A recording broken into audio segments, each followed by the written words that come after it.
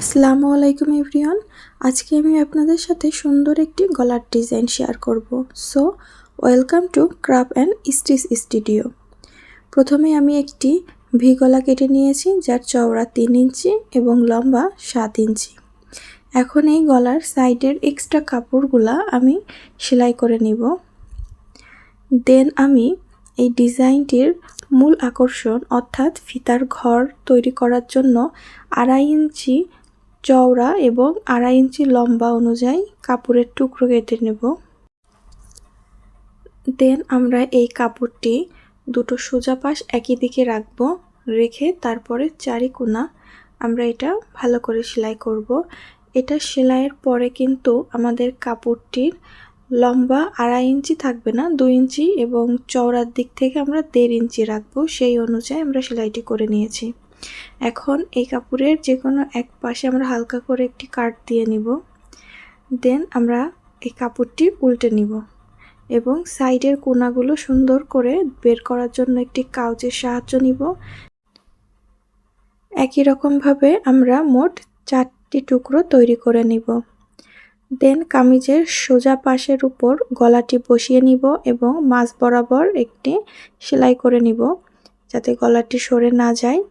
দেন গলার কোণা ঘেঁষে আমরা সেলাইটি করে নিব।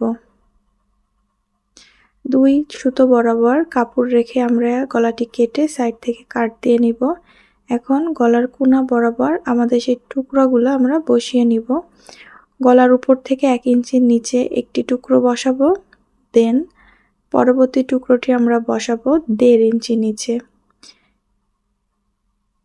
একেবারে গলার ডিজাইনের কোণা ঘেঁষে আমরা সেলাইটি দিব।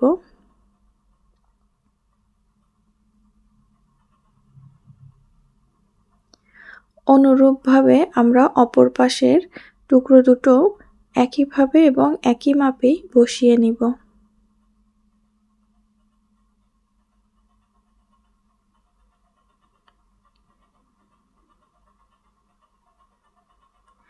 এখন টুকরোর অপর পাশটিও আমরা সিকিউর করে নিব। জাস্ট ওই অংশটুকুই আমরা সেলাই করব, আর বাকি অংশ কিন্তু কোনো সেলাই করব না। দেখুন আমাদের কিন্তু ফিতার ঘর তৈরি হয়ে গিয়েছে। এখন আমরা ফিতাটি তৈরি করব। ফিতার চওড়া নিয়েছি 3.5 ইঞ্চি এবং লম্বা নিয়েছি 23 ইঞ্চি। এটাকে আমরা 2 ভাঁজে ভাঁজ করে কোণা দিয়ে এরকম কোণা বরাবর সেলাই করব। এই ফিতার নিচের চওড়ার দিক থেকে 1.5 ইঞ্চি থাকবে এবং সেলাইয়ের সময় দেখুন আমি ক্রমান্বয়ে কিন্তু কমিয়ে নিয়ে আসছি। উপরের দিকে থাকবে 1 ইঞ্চি চওড়া, তবে নিচে থাকবে 1.5 ইঞ্চি চওড়া। সৌন্দর্যের জন্য এভাবে করা। দেন আমরা এটা কাউচের সাহায্যে উল্টে নিব।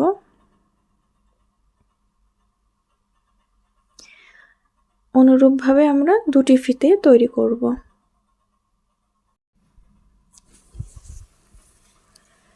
এখন আমরা এই ফিতাটি এই ঘরের ভিতর দিয়ে প্রবেশ করিয়ে কাঁধ বরাবর এই ফিতাটি আমরা নিয়ে যাব।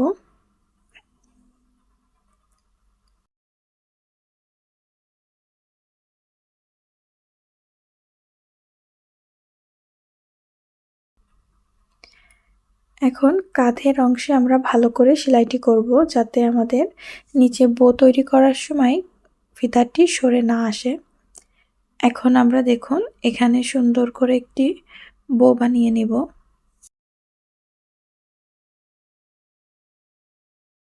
এটা যাতে সরে না যায় বা ধোয়ার পরে এটা সৌন্দর্য নষ্ট না হয়ে যায়, এজন্য আমরা মাঝ বরাবর একটি চাপ সেলাই দিয়ে নিব এবং 2 পাশের অংশ আমরা ম্যাশিংয়ের সেলাই দেব না, এটা আমরা হাতে সুই সুতো দিয়ে নিচের অংশটি সেলাই করব।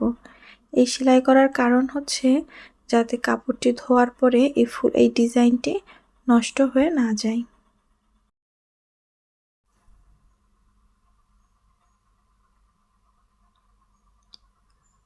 একইভাবে নিচের অংশটিও সেলাই করে নিব। এই সেলাইয়ের মাধ্যমেই আমাদের আজকের ডিজাইনটি কমপ্লিট হয়ে যাবে। So this is the final look. Thank you for watching.